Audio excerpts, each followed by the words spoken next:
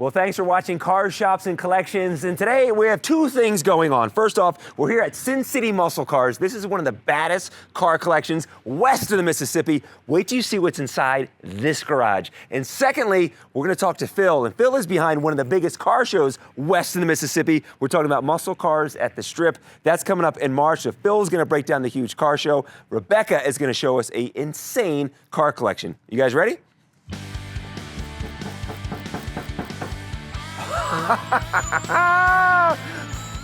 Look at this. This is craziness. Take a look at this.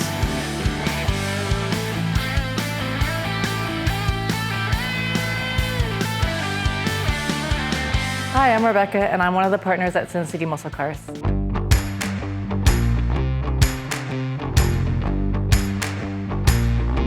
Rebecca, thank you so much. Hold on, do you want them to shut up? Or does it matter? That'll be fine. Okay. Thank you so much for having us here. I really think on the way over here, I think I died.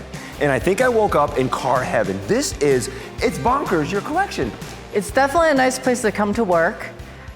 We build all of these cars. We do restorations on all of these cars. Some of them we keep in our private collection. Some of them move on to other homes. But I don't know where to start. Can we start over, first off, how did this whole thing start? It started with one car. How do you build this massive collection? It started as a hobby in the 90s. Okay. So in the 90s, we were young and broke, and we had no money to pay anyone to modify cars for us, and we just started doing our own work. But basically, it's a hobby that turned into an obsession that basically turned into a career. But it's something that we do every day, and we still love it every day with a lot more experience these days. You've gained experience over the years. A lot more experience. Now, you're going to be out there at Muscle Cars at the Strip, bringing a couple cars out there. This is one over here. This is LEXI, right? This is LEXI. And this is one I've seen at many shows before, and this was one of your SEMA builds? Yes, this was SEMA build from 2 years ago. She actually won Matt's LV Ultimate Ford. Okay. So we're very proud of that. But this is also a totally custom build. You want me to open the... And what I love about your builds is, I remember the first time I saw this car, it was at a car show, and I go walking up, I'm like, look at this car, and as you get closer and closer, you start seeing the details that you do, like the engine inside here. Yeah, we detail everything, even the underneath. I mean, you could basically eat off the underside of this car, but we make sure that everything from what you don't see, like all the metal work and, everything underneath the paint, we make sure everything is 100%. And you do everything here. We do everything here. You paint and the interior. Can I open it up? Yes, Or, open it up. Gene, look inside this here. This one is nuts. Everything is I'm custom in love with LEXI, by the way. design. I am in love with LEXI. It's all custom work. We totally customize this entire car. So this was SEMA 2022?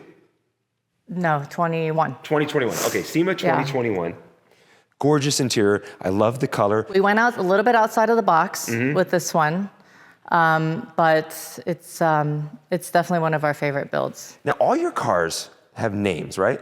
Yes, they all have names. They all have girl names. How do you come up? How did this get the name LEXI? She just looks like a LEXI. It looks like a LEXI. Perfect. Like that one looks like an Ivy. This is Ivy. So this is, tell me about this one here. Ivy was this past SEMA. This one was this past SEMA. Oh my gosh. We wanted to do kind of like a tribute to Bullitt. So we didn't want to just create another Bullitt replica, but we wanted to kind of update it and kind of make a Bullitt as if, if he were to drive Bullitt today, what would he want to see? So that was kind of our inspiration for this build. The interior, how do you come up with the interior color? It's gorgeous. It's a lot of discussion. We definitely talk about, but we just felt like with the green, we just really liked this homage to the vintage Ferrari look. Okay. And that was the direction we went with this. We just felt like this was the best color. We don't always like to go with like the safe blacks or, the general. But your builds is custom work, but it's not, sometimes you see these custom mods and everything, and it's over the top and it's outlandish. Very subtle details in your cars. Yes, we try to still respect the cars.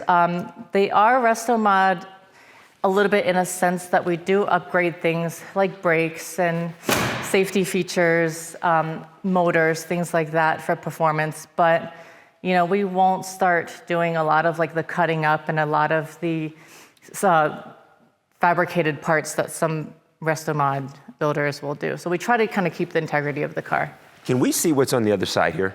Because this is SEMA, this is kind of a sneak peek. You have so many followers on social media. I'm really excited about this. This is a sneak peek. This is SEMA 2023.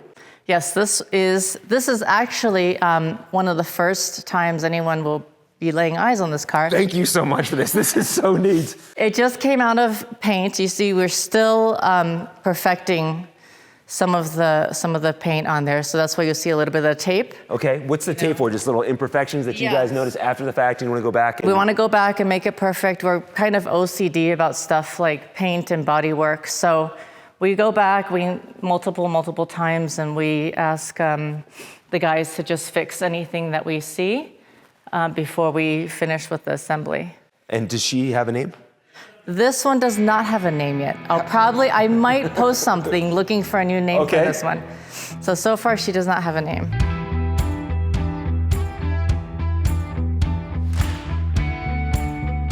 How often do you take your cars out?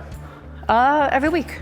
You drive them every week? We drive them every week. Here? Yeah, well, we have to drive them. They have to get, they have to get driven. They have to get, we have to work out some of the bugs. We have to make sure that they all get maintained, and the only way to know is to drive them. Where did your passion for cars come from? Because you're so passionate about your cars, you have names for them, an insane collection. Where did the bug start for you? As a kid, I've just always loved cars. I can't explain it. It's just something that I've always been involved in and I've always enjoyed. And Gene, look at this. Tell me about the Barracuda. This one is actually my brother-in-law's car. He built this car, I would say maybe 10 years ago. Mm-hmm. And this is also one that won't be leaving us. This is one of his favorites to drive. This one might make a appearance at Matt's LV. How many cars are you gonna have out there? I'm trying to convince him. To bring it out. How many cars are you gonna bring out to Matt's LV? Maybe 3, 4. 3 or 4 cars? Yeah, we'll see. We'll see how it works out. This is a treat to be inside here and looking at your collection.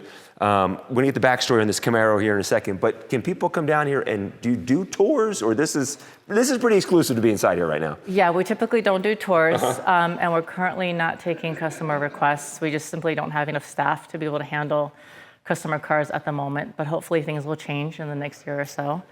Well, you and I have been trying to connect since I started the show back in episode 1. You and I have been going back and forth, and schedules doesn't work out. So to finally be here, it's special. The Camaro. This is one of your first cars? Yes. So this one we've had since my partner was 16. Mm-hmm. It's been rebuilt 4 times. So it was rebuilt once. He was 16. The driveway of his friend's house in Brooklyn. He didn't know what he was doing, with no money. Mm-hmm. Put together, the best he could, and then rebuilt again several times throughout the years until finally we decided she just needed to be put back together properly. So rebuilt her for, I think, the 4th or 5th time about 4 years ago. So you had the first build was that teenager build, that 16-year-old build, yep. No money, don't know what you're doing yet. Asking friends, what do I do about this? Going to junkyard for parts, and that's what you did back then. But to still have it though and do like the professional build that you guys wanted, it's gorgeous. This is definitely, there's some sentimental value in this one. So. Does it have a name? This one is one of one. One of one. We just call her one of one. One of one. It was. She's a 390 S code, and it just so happened that when we got the Marty report, whoever ordered her ordered the specs that there was only one of these built. Are you kidding me? So she's rare in that sense. So no other car has the exact same specs off the factory as she does. Oh my gosh. So for her, we put her exactly back to factory. We didn't want to touch anything or do anything resto mod with her. We just put her back. She has the original motor, the original 390. And so we're just keeping her. So was this the last time it was on the road? Last time it was registered back in 1980? Yep. Pennsylvania tags from 1980. So this has been off the road since 1980? It was in his garage on cinder blocks until we bought it. He had retired. His kids weren't interested in doing a car project. He was hoping his son would do a project with him. His son didn't want anything to do with cars, so we told him we would put her back. And he did. And we did. Okay, there's so much to see here. Can we see the parts department? They've got a parts department. This is pretty impressive. This is the product of function and hoarding. So look at this. This is your parts department. This is huge. part of this is hoarding. And part of this is, we get a lot of parts that we either take to an engine, we get it restored, we're able to use again, or we save it for another build if it's not appropriate for the build that we're currently working on. Okay. A lot of times we'll get cars where the previous owner bought a ton of parts. Oh, yeah. And wasn't able to install them. So we keep them in inventory, but also because of the supply issue that's built up in the last couple of years, we've had to really develop an extensive inventory because a lot of times things will be back ordered for 6 months. And as you know, SEMA cannot wait. Right, yeah. 6 months. SEMA is still happening SEMA cannot October. wait 6 months for a part. I mean, radiator parts now are 3 months out. Oh my gosh. Yeah, so it's Do you know where everything is though? If you need something, you know where to find it inside? Absolutely You do? not. Oh no, I never just say absolutely no. I have no idea. For the most part, yeah. Okay. We do. We have because we work within the confines so much that you just start kind of remembering. And they kind of, there's categories, so we kind of know, well, this category kind of goes all here, and this type of product goes all here. So sometimes there's a little digging, though. I won't lie. Digging for some stuff. A little bit of digging. Let's go around back. So I know you have some project cars that you're working on here in the back. Some more of the upcoming SEMA cars are in the back. So this is the operating room, the OR. This is where the cars get taken apart, they get stripped down, and this is also where they get put back together. You're doing 3 SEMA builds this year. And are these SEMA? These two will also be going to SEMA this year. SEMA's coming up first week of November. Yes. Here we are end of February. Do you feel pressure to have these done and on the SEMA floor? You know what, there's actually more pressure just to produce a good car. It's not so much of the time for us as just, we just want to make sure that we make the best car we can make. We're kind of in that SEMA rhythm. It's an annual thing for us. Yeah. So it's, I think the worst part of it is just trying to figure out what we're going to put in them. What color, what motor, what details, what's going to be custom, what's not going to be custom. Well, this is cool to be here with you today and seeing your collection. But I'm excited to be, come November, when you wheel these pull into SEMA, to show, look, this is what it was back here in March, and look what the finished product is. That's gonna be so cool to see. This is awesome. This is fantastic. And then we're keeping everything, on the private side, but around on the back side is your future projects. You're always looking for other Yes, we're always cars. looking to buy more cars. We buy from all over the country. It's hard just to source locally. So of course we buy all over the country. A lot of our projects come from either people who couldn't finish the builds or lost interest, or people who just happened upon a car in their neighborhood that their neighbor is selling. But anytime we find something that's potentially a good project, we'll take it on. I love it. Rebecca, thank you so much. I know Phil with Muscle Cars at the Strip is waiting for us to talk about the event. You're gonna have some cars out there. Thank you so much for having us. Thank you for coming by, we appreciate it. Oh, don't worry, I'll be back. Well, this is Phil, and he is the mastermind behind Muscle Cars at the Strip, coming up here March 17th, 18th, and 19th at the Speedway. This is the 21st annual? Yes, it is. This is gonna be huge. This has gotta be one of the biggest car events west of the Mississippi. Well, it grew really fast when we first started, and then we've gone through some growing pains, so we redid the recipe. And coming out of COVID, now that the borders open from Canada, we're expecting a big car count in racing, autocross, and the car show. Yeah, let's break down what you have, because you literally have something for everyone. What are some of the different categories that you have? What can people expect when they come out to the show? Well, as you can see with the beautiful cars that we're standing by here, one of the things that we wanted to do is accentuate each of the domestic brands. So we have a car show for the GM fans, Okay. a separated car show for the Ford fans, and one for the Mopar fans. Okay.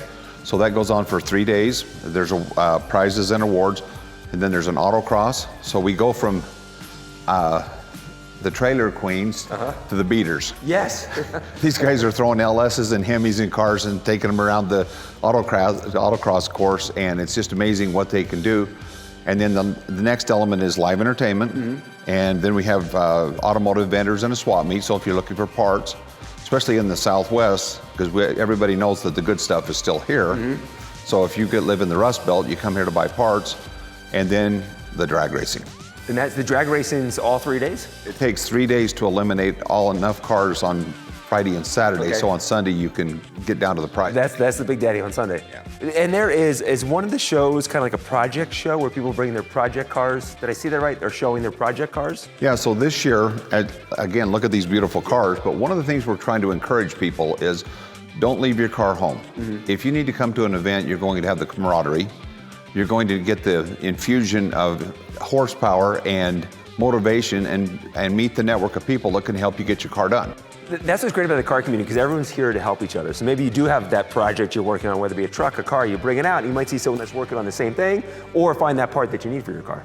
Oh, absolutely. And I was just talking to these gentlemen, that one of the cars that's showing up is a barn find 71 Hemi Cuda. Really? Yeah, they got it started last night. They put it on our Instagram page, and they're going to be bringing that. But the whole thing is to encourage anybody in any facet of the event. It's not about money, it's not about talent, it's about getting together and have everybody having a great time. I said to Rebecca that I thought maybe on the way over here that I died, and I woke up and here I am in car heaven. Because I mean, seriously, could you imagine this collection? You've been here many times. Do you have a personal favorite looking in this collection? I'm gonna put you on the spot. Well, when I walk in this garage for the first time, what I see before we see cars or anything else is I see people that have passion. Yes. And talking to the two brothers that have put all this together, this is what they love to do. So work is traded in for the opportunity to create a lifestyle that they want. So yeah, it's absolutely stunning. And that's the three key words we use as our tagline is people, passion, and performance. And I can't think of a better place to showcase that than around these cars today. Okay, so I would probably go with this blue Mustang. LEXI. Yeah. Yeah, LEXI is gorgeous. LEXI is gorgeous. That won the World's Ultimate Ford last year. I like how they brought in all of the classic colors. Yes. I like the tires and wheels on the car. It's aggressive stance. And then as you walk over and look inside the car, it's got some modern touches. Yeah, it certainly does. It certainly does. LEXI's, she is a pretty car. This is awesome. Well, Phil, thank you for putting on a huge event. People watching March 17th, 18th, and 19th. And if you're watching after the fact, you missed a colossal car show. Well, we want you to come out to the event and enjoy what Las Vegas, we have one of the premier facilities in the world right here in Las Vegas. Why not use it? I love it. Thank you so much, Phil. You bet. Thank Appreciate you. it. Thank you for watching, you guys. If you want your car, shop, or collection featured on the show, then shoot us an email at carshopsandcollections@gmail.com. That's carshopsandcollections@gmail.com. And thanks for watching, and be sure and subscribe so you don't miss any future episodes of Cars, Shops, and Collections.